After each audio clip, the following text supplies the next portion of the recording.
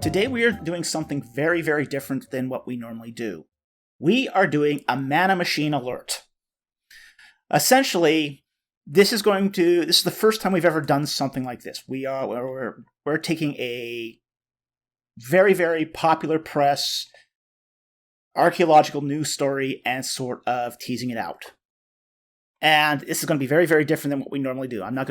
For most of the time, I'm not going to be looking straight in the camera. I'll probably be looking off to my side at my producer here as we sort of discuss the issue. So you're eavesdropping in on that conversation.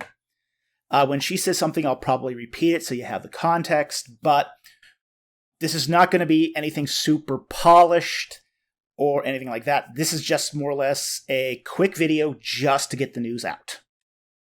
So let's get right into it. Now, today is March 24th, 2022, and the big story that hit the news today was that the Associates for Biblical Research and Scott Stripling have announced a big find, which is that they've deciphered the small 2 centimeter by 2 centimeter amulet, which they claim reads, and let me just pull up what they claim it reads.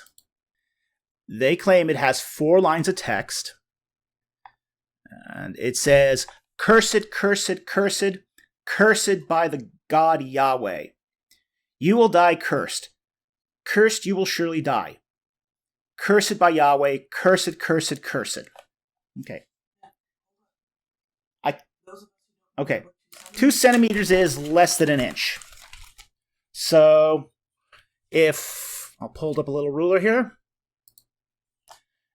2 centimeters is about that much from the top of the ruler down to the top of my finger. Okay, so it's a really, really tiny tablet, so less than an inch. And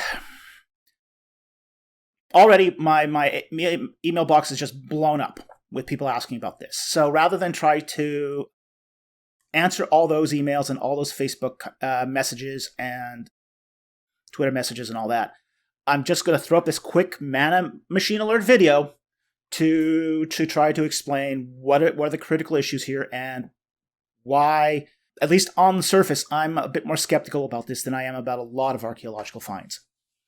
Okay, so I'm going to face my wife here and I'm going to explain to her what's going on. Okay, now early on they found this little tiny amulet, and it's lead, and it's at Mount Ebal. Yes, it's at Mount Ebal is where they found it. And they found it in a late bronze context. Now, we'll explain the problem with that, how that relates in a moment. Okay? So they used X-ray, essentially imaging, to try to read the inside surface of the tablet. Because the tablet's folded. It's basically a strip of lead that has been folded. So you can't actually open it up without it falling apart. So they contacted a Czechoslovakian team to do this X-ray imaging to try to be able to get the surface contours of the tablet so they could try to read it. How successful was that? You ask how successful is that? It depends. It depends. Sometimes it's very successful, especially if you've got a high contrast. Sometimes it's not so successful. Now, surface imaging is actually a really great technique, and I've used it myself. But I tend to use it on bigger texts, like cerebral tablets. Now, in the case of a really, really shallow inscription, is very, very effective because what you can do is you can actually deepen the contours. You can change the z-axis, so you deepen the text so it's easier to read. And then using, rendering, you can shine a light on it from various angles, virtually. And shining it from various angles, or strobing it, can make it very, very easy to read a text. So there's nothing actually wrong with the fundamental technology here. Applying it to an object this small is very difficult. Because once it's been written, the tablet has been folded and then hammered, which will distort the text somewhat. Yeah. Okay, because that's going to flatten out everything. Okay, so that is actually going to create some problems here. Now, I don't actually have too much problem with the translation per se yet, but I have not seen the images. The images that the Czechoslovakian team produced have not been published. Okay? So without those images and those images tend to be very high resolution. So for this to be taken as a credible discovery, those publishers need to be basically made freely available. Because here's the one thing with using RTI images, is that in order to get the best benefit out of them, they have to be very much higher resolution than would even be found in a peer-reviewed publication.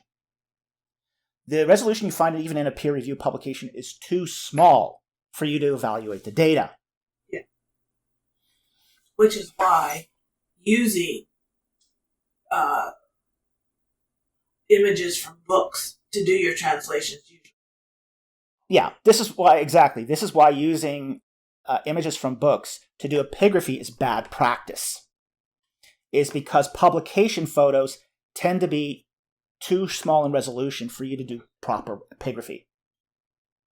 Now, it should be noted that I do have training in epigraphy. I did study under one of the world's leading epigraphers, Kenneth Kitchen. He is one of the leading figures in Egyptian epigraphy, and I worked with him for 3 years. So I know how the epigraphy process works. Okay? Now, with that all said, though, there are some deep issues. I mean, data aside, because we don't know the data. We just don't know the data. We don't know what the RTI images look like. So because we don't know what the RTI images look like, we cannot assess the value of the epigraphy itself. However, I have some concerns with the press release. Okay? There were 2 epigraphers mentioned as doing the epigraphy. Okay? So, the earliest report did not mention the epigraphers, but the later one did. Now, the 2 epigraphers was Gershon Galil of Haifa University of Haifa. Now, I've never heard of Galil. I've never heard of him before. So that just might be my own ignorance of the particularities of West Semitic inscriptions, but he's not a big name. He's not a name that's sort of been mentioned often. The other one, however, which was Peter Gert van der Veen of Johannes Gutenberg Universität Mainz. Him I know well. Van der Veen has a reputation for extremely dodgy epigraphy and interpretations. He's most famous as having supported the interpretation of the Berlin pedestal that basically reads the broken captive circle as Israel. Now, that's an extremely dodgy reading. He hasn't found support outside of a particular view that wants to have an early Exodus date. And Peter van der Veen is a supporter of the early Exodus date. So there's some issues here with who they chose as epigraphers for this to be taken seriously. If you are going to do a finding this controversial, and any finding you have that's going to mention Yahoo on it is going to be controversial, whether it's true or not. They should have picked neutral epigraphers. Epigraphers that don't have skin in this game. And I'm fair with saying, too, that, okay, if you picked a late date epigrapher here, you might have a bias. Or have one of each. Or have one of each, yeah. A late dater, and throw an atheist in there. Yeah, throw an atheist in there. There's ways to mitigate this. But to pick an epigrapher that's so biased and has such a history of dubious scholarship isn't doing the finding any credit. It's not doing the finding any credit. And when I start seeing shenanigans like this going on, it makes me doubt the reading in general. Okay. Now, I'm still going to suspend my disbelief of it until I actually see the high-resolution RTI images myself. If I see the images myself, I'm fully okay with finding Yahoo in an inscription on Mount Ebal. I'm totally open to this. In fact, I'd love it if it's true. I'd love it if this is true. If this is true, I'd be happy. I'd be happy like a pig in mud. I want this to be true. I want this to be true. Because you're all about supporting the historicity of the Bible. This would definitely support the historicity of the Bible. This would show that people who worship Yahweh were on the site of Mount Ebal at the time of Joshua. Absolutely, I would be completely okay with this reading actually going through and actually being bona fide. I have a problem with the source.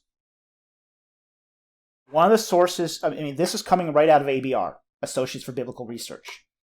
And they have a history of changing the facts to fit the theory, not the theory to fit the facts.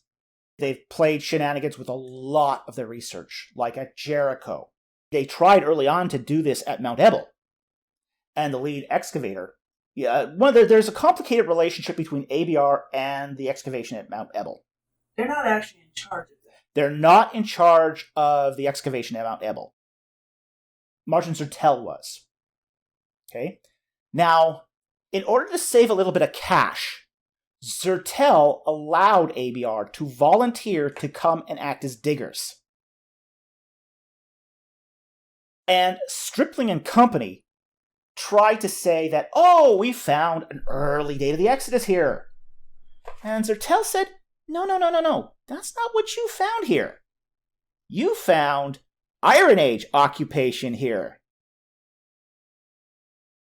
So Zertel is now deceased, but even the people who've taken on the excavation after him have basically agreed with Zertel's findings. So there's this animosity between ABR and Stripling versus Zertel and the excavators of the Mount Ebal site. So there's this bad blood here. There's bad blood. Okay? So other people actually on the site. Other people on the site actually disagree with Stripling on this matter. Now, here's the rub, which is a lot of these press releases are coming out and saying that this tablet, little tiny tablet, lead tablet, it's actually an amulet. It's not even a tablet, it's an amulet. It's an amulet. Dates to the late Bronze Age. Well, that's a half-truth. But here's where they go with this. Well, the late Bronze Age is very long. Dates from 1400 BC to 1200 BC. Well, that's a huge stretch of time. So then you get guys like ABR who then say, you see, 1400 BC. 1400 BC is the date of the conquest of Joshua in the early date of the Exodus scenario. It's the early conquest. So therefore, this amulet is proof. It's proof of an early Exodus date. And an early conquest. It's proof. So 200 years is the difference between the founding of the United States to 1970. Yeah, pretty much. It's like 4/5 of the history of the United States. Yes. Okay. So what we're talking about here is sort of fudging the facts. It's fudging the facts. Because here's the thing. All the site reports, all the evidence, all the secondary evidence we have of the site shows that the site dates to late Bronze Age 2B in the transition period between 2B and early Iron Age 1. That doesn't put it at the beginning of the late Bronze Age. That puts it at the end of the Bronze Age, 1200 BC. So they're claiming Woodstock happened during the Founding Fathers. Yeah, they're claiming Woodstock would have happened somewhere around the Civil War. Yeah, something like that. Just for a little bit. Yeah, so it's and I've seen this now consistently used across the multiple press releases. Oh, it's Late Bronze Age. No, it's in the transition period from Late Bronze 2B to Iron Age 1. That's very, very different. And so my problem is not so much even what's written on the tablet, if it were true. It's not even so much the methodology done to interpret the tablet. It's how this tablet is being retold to the public. And the source of these press releases has an extremely vested interest in pushing an early Exodus and early Conquest narrative. So they're really stretching the facts. They're actually stretching the facts to fit their early day of the Exodus ideology. And that's very, very dangerous. And frankly, it makes all people who hold, say, a faith proposition and do productive work in archaeology look bad. You know, and frankly, Associates for Biblical Research is just the gift that keeps on giving. It is just the gift that keeps on giving. Because like, for people who want to slam.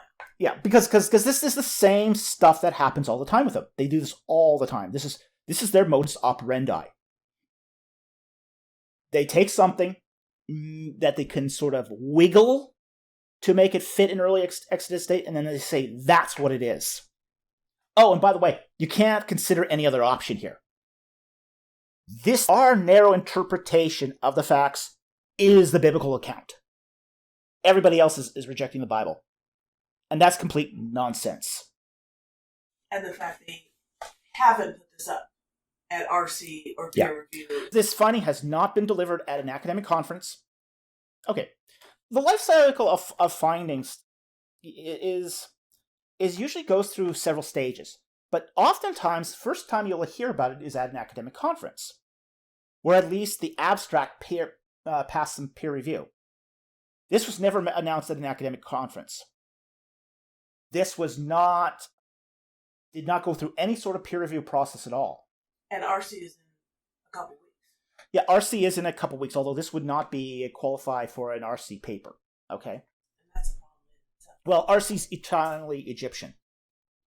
Okay, so it would not be at RC. However, there are other conferences coming up, like the SBL regional conferences.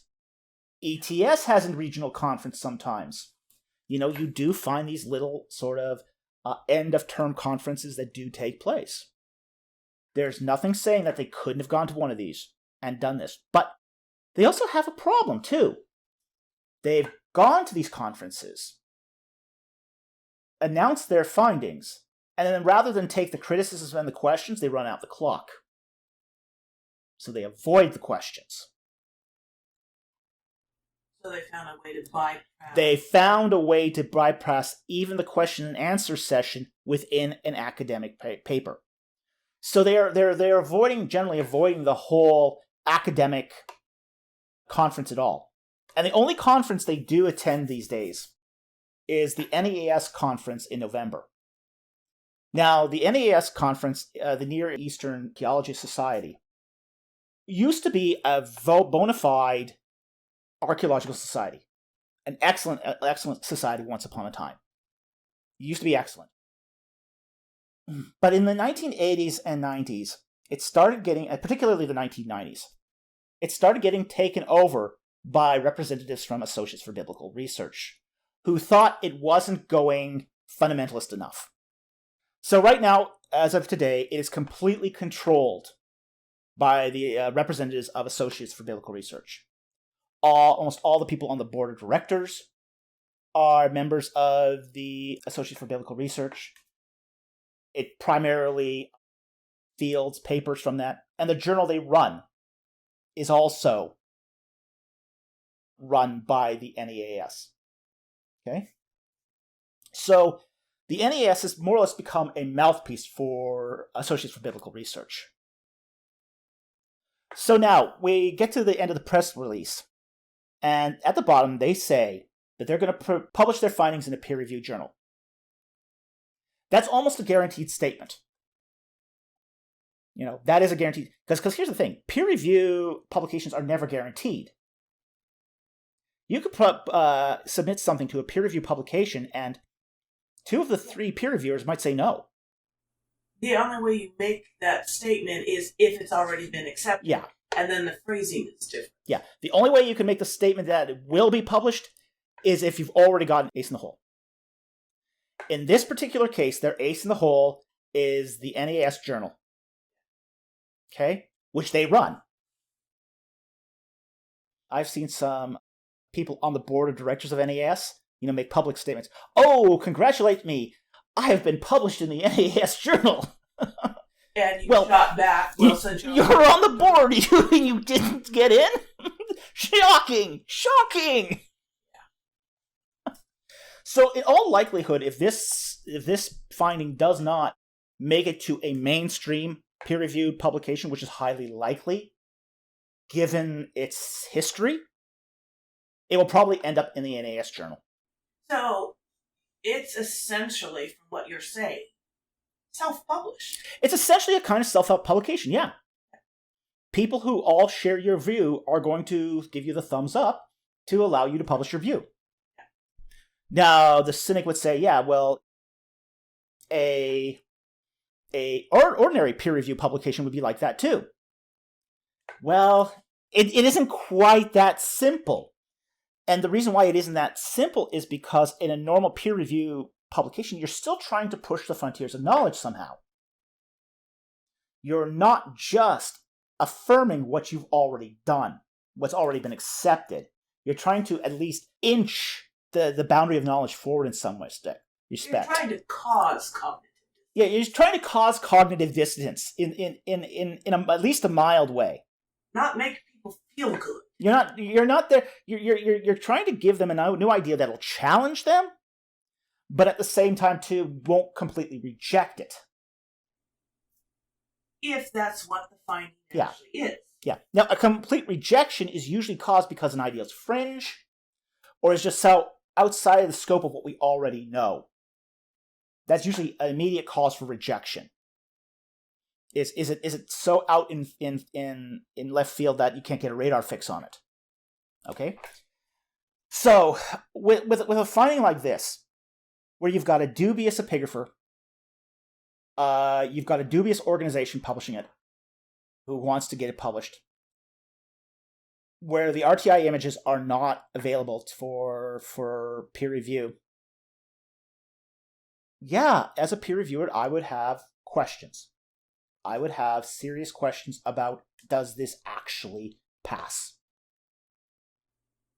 And what you said to start this was this should not have been introduced into the public without going through a rigorous academic process, because it makes true academic Christian scholars look bad. Now, I understand that there are times when people go directly to press when there's no hope of it getting, or at least little hope of it getting published.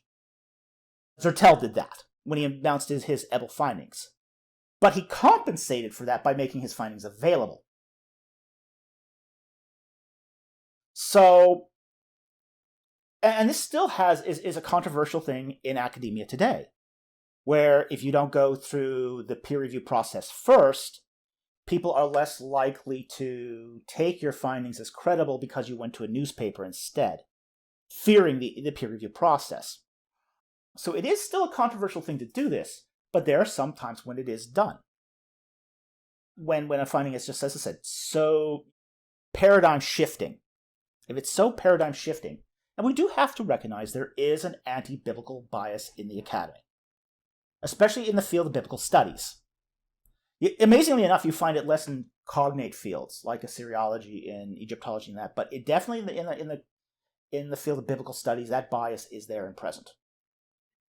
Okay, it's getting less now. It's not as bad as it used to be, but it's still there. It's still there. Which is why people like you are meticulous when you actually release something. Yeah, this is why I try to be really, really meticulous, especially about my peer review work. My peer review work, I try to make that absolutely meticulous because I know it's going to face that kind of scrutiny. But your work's always held up. So far, it's always held up. That's no guarantee of the future it will hold up. But right now, up to now, it has. Suffice to say, however, there's some serious problems here. And just a little, yeah. We don't know the standard of epigraphy either that's being used here. Yes, they might have found YHW in a sequence. That's very possible. That could have happened. Maybe they did. But we need the context of the amulet to find out if that is so. Context matters. Even on something as small as a 4-line tablet. It's 4 lines and they got all that into it. Yep, they got all that text out of 4 lines. I don't see how it's possible either, but we'd have to see how the scan actually worked. If the scan sort of supports it, maybe it's possible. It's possible. I mean, each word is 3 characters, roughly, because Hebrew is a triconsonantal root. It could have been that they wrote something else on there. Don't know. Like, for example, I looked at some of Petrovich's epigraphy, which was shockingly bad epigraphy. I got different readings out of it than he did. But then again, too, I also employed more epigraphic tools than he did. So, suffice it to say that epigraphy isn't an static reading. Like for the Cerebrum Cautum inscriptions. There have been many publications of the Cerebrum Cautum's inscriptions. Each reading has a progressively better interpretation, better reading, because there's more scholarship, there's more tools, there's more methods to be used. Very first readings by Sir Alan Gardner in the 1930s are vastly inferior to Hamilton's epigraphy in the 1990s. So there's a huge, huge difference in the quality of epigraphy from one generation to the next. So even if this is the first reading today, doesn't mean it's going to be the final reading. A lot can change in just how the data is handled. That could change this reading. And this is why actual scholarship uses different terminology. It's not as flashy, it's not as exciting. But this is why sound with this press release. Yeah, this is the problem with this press release too, is it's saying things in absolute terms when these are at best provisional findings. At best, these are provisional findings, but they are announcing it as though it is in concrete, this is what it is terms. That's for a finding that's essentially, a day old. That's a terribly irresponsible thing to do. So, I think we've covered most of the issues here, but I am very, very skeptical of this finding right now. For several reasons, I am very, very skeptical of this finding. Okay, so talk to my producer here. So you got to eavesdrop in on my producer. So just to wrap it up, very, very skeptical of this finding. I'm not here's what I am skeptical about, and here's what I'm not skeptical about. I am not skeptical about that this is an amulet that comes from a late Bronze Age, early Iron Age transition context. That I'm not skeptical about. I think that's absolutely justified and bona fide. Does it have an early Semitic character on it? Yes, I am absolutely convinced that it has at least one early Semitic character on it. Am I convinced of the inscription that has been reported in this press release? No, I'm not. I don't think the evidence is there really to justify that yet. I'm deeply suspicious of the epigraphers that were used. I am deeply suspicious of the organization that's sponsoring the epigraphy. I am deeply suspicious of the... in fact, I don't buy at all their justification of this for an early Conquest or early Exodus date. that just flies in the face of all the other findings that were found at Mount Ebal. So I think that's fiction. I think that's fiction. I think that's wishful thinking. So anyway, I think that covers all the appropriate issues. So this was our first Manna Machine Alert. Thank you very much for watching. Please leave a comment. Let us know what you think of these Manna Machine Alerts. Tell us if this is a good thing. Tell us if this was a bad thing. Give us your opinion, because your feedback is really, really helpful to us, and we do take it all seriously.